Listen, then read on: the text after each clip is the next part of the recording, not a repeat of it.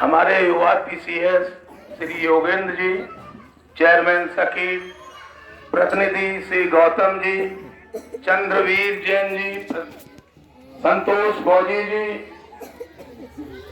अनिल वर्मा जी मंडल अध्यक्ष रिजोर, उमाशंकर जी मंडल अध्यक्ष सखी, गगन जी और सामने बैठे हुए हमारे बुजुर्गों, नौजवान दोस्तों, मैं सभी बुजुर्गों के चरणों में प्रणाम करता हूं, छोटे बच्चों को प्यार करता हूं। धन्य हो ऐसे माता पिता जिन्होंने योगेंद्र जैसे बच्चे को जन्म दिया। लेकिन ये मैंने देखा है यहाँ पर युवाओं की बिल्कुल नए लड़कों की फौज नहीं है। या तो उन्हें गिलानी हो रही है या उन्हें शर्म से महसूस हो रही है कि हमारे गांव का लड़का यहाँ तक पहुंचा, हम कुछ नहीं कर पाए। सीख लो मलगांव वालों से मैं कहना चाहूंगा कि सीख लो योगेंद्र से कि आज इतना स्वागत और सम्मान हो रहा है। मैं तो यही अपेक्षा करूंगा भगवान से कि कल तुम्हारे कई और लड़कों का ऐसा ही सम्मान इसी प्रांगण में हो, कितना अच्छा लगेगा। मेरी आप सभी से प्रार्थना है कि चेयरमैन साहब ने कहा कि ऐसे अनाथ बच्चों को हमको दे दो। चेयरमैन साहब पढ़ा नहीं पाओगे, सब अनाथ बन जाएंगे, सब गरीब बन जाएंगे। मंच से ऐसी घोषणा करनी ठीक बात नहीं है। जितनी कर लो उतनी कहो। मैं सबसे फिर पुनः कहूंगा कि आपने कहा कि माता पिता बच्चों को पढ़ाएं। माता पिता बच्चों को नहीं पढ़ाते हैं, बच्चा स्वयं पढ़ता है। जो लोग सड़क पे दौड़ते हैं कंपटीशन में, वही आते हैं। सोने वाला बच्चा कभी नहीं आता है।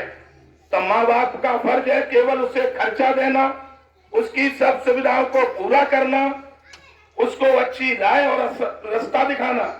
लेकिन बच्चा पढ़े न पढ़े, माँ बाप तो अंधेरे में रहते हैं। उसने कह दिया कि पापा आज हमें 2000 रुपए चाहिए, 10,000 का मोबाइल चाहिए, तो पापा चाहे गेहूं बेचे, चाहे काल पे उधार मांगे, लेकिन बच्चों की हर ख्वाहिश पूरी करेगा। ऐसे बच्चों को हमेशा माँ बाप का सम्मान करना चाहिए। और जिस बच्चे ने माँ बाप के साथ धोखा किया है, बुजुर्गों के साथ धोखा किया है, अपने परिवार के साथ धोखा किया है, उसका कभी भला नहीं हुआ है। ये नोट कर लेना जो मैं कह रहा हूँ। हमेशा किसी के साथ छल बल मत करो, धोखा मत दो। ये राजनीतिक मंच नहीं है। मैं बच्चों के बारे में कह रहा हूँ। अगर मेरी भाषा सब समझ लोगे तो इस क्षेत्र में गंदगी एकदम बिल्कुल हो जाएगी। फोर्जरी का बोलबाला खत्म हो जाएगा। आजकल जमाना है झूठों का, अच्छे लोगों का जमाना नहीं है। थोड़े दिन बाद याद करोगे, दूसरा राजेश जिस सोचोगे बना लेंगे, बना नहीं पाओगे। क्योंकि मैं तो कोई हो, मैं तो सही बात कहता हूँ, बुरी लगे या भली लगे। पंचायत करता हूँ तो आसौलत से करता हूँ, दोनों बच्चों पे आसार रखी होगी। इसलिए मैं कहता हूँ बच्चों पढ़ो लिखो, प्रेरणा सीखो योगेंद्र से और बहुत कुछ। मैं तो यहाँ मलगांव की भूमि को प्रणाम करता हूँ कि ऐसे बेटे को इस माँ और बाप ने ऐसे सपूत को पैदा किया। मेरी तो आप लोगों से यही इच्छा है कि सभी लोग बैठे हैं, बुजुर्ग बैठे हैं, होशियार लोग बैठे हैं, योगेंद्र का जरूर नाम लेके सब लोगों को इनका उदाहरण पेश करना बच्चों से। लेकिन यहाँ मलगांव इतना बड़ा गांव है, अधिकतर उस हिसाब की भीड़ नहीं है। नए लड़के तो दिखाई नहीं दे रहे हमें, उन्हें पता नहीं क्या हो गया है। अरे यार मेहनत करोगे, एक बार नहीं, 2 बार नहीं, 3 बार नहीं, तब तक नंबर नहीं आएगा। तुमको मालूम है कि जब मोहम्मद गौरी ने भारत पे आक्रमण किया था तो 1 बार हारा, 2 बार हारा, 15-16 बार हार गया, लगातार हारता ही चला गया। उसने देखा एक अकेला रह गया और एक गुफा में पड़ा है।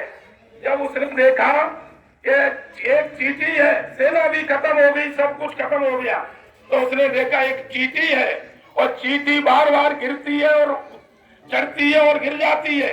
जब उन्होंने देखा मोहम्मद गौरी ने कि जब चींटी 18वीं बार या 19वीं बार, मुझे नहीं पता है कितने बार चढ़ गई, तो उसने कहा जब चींटी चढ़ सकती है तो मैं क्यों नहीं जीत सकता चुनाव। फिर आया और फिर उसने अपनी सेना तैयार की। उसका नतीजा ये हुआ कि विजय श्री को प्राप्त की उसने। इसलिए हिम्मत मत हारो, हिम्मत में बहुत ताकत है, साहस में बहुत ताकत है। चोरी मत करो, गलत काम मत करो। एक झूठा में आत्मबल नहीं होता है, फ्रॉड में आत्मबल नहीं होता है, चोर में आत्मबल नहीं होता है, बलात्कारी में आत्मबल नहीं होता है, हत्यारे में आत्मबल नहीं होता है। मैं आपसे कह रहा हूं कि अगर ये सब काम करोगे तो पुलिस की गाड़ी दिखाई देगी, चाहे आएगी वो विनोद के लिए, लेकिन डरेंगे और लोग जिसने कर्म किया पुलिस नहीं आ गई, और जिसने नहीं किया होगा वो सीना सतर करके खड़ा होगा। सीख लो हमसे भी कुछ, इतना स्पष्ट वक्ता तुम्हें मिलेगा नहीं। इसलिए मैं कह रहा हूं सभी लोगों से, इस योगेंद्र को अपना प्रेरणा स्रोत बना लो। और मैं खास तौर से छोटी बच्चियों बहनों से भी कहना चाह रहा हूं कि आजकल लड़कियां किसी भी क्षेत्र में कम नहीं है, लड़कों से भी 21 है हर क्षेत्र में। तो बेटा तुमको भी बता दे,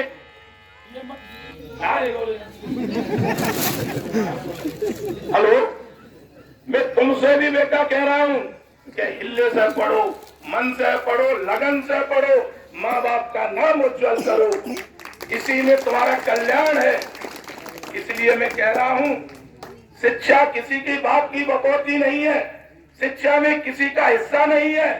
योगेंद्र के बाप में जितनी प्रॉपर्टी होगी उसके भाई होंगे, उसका बराबर शेयर होगा, लेकिन उसके नसीब में किसी का शेयर नहीं होगा। इसीलिए मैं कह रहा हूं, योगेंद्र बन जाओ। अरे योगेंद्र बन जाओ, जैसे वो योगेंद्र यादव बुलंदशहर के ने क्या नहीं किया था, उसका नाम क्या हुआ, फौजी योगेंद्र यादव। तो एक योगेंद्र आज मलिगांव में पैदा हो गए, ये बड़ी खुशी है। इसी के साथ मैं अपनी वाणी को विराम देता हूँ। जय हिंद, जय भारत। बहुत बहुत धन्यवाद। अब जो आशीर्वाद दिया है सभी ने, इसका आभार प्रकट करेगा ये होनहार लड़का योगेंद्र कुमार।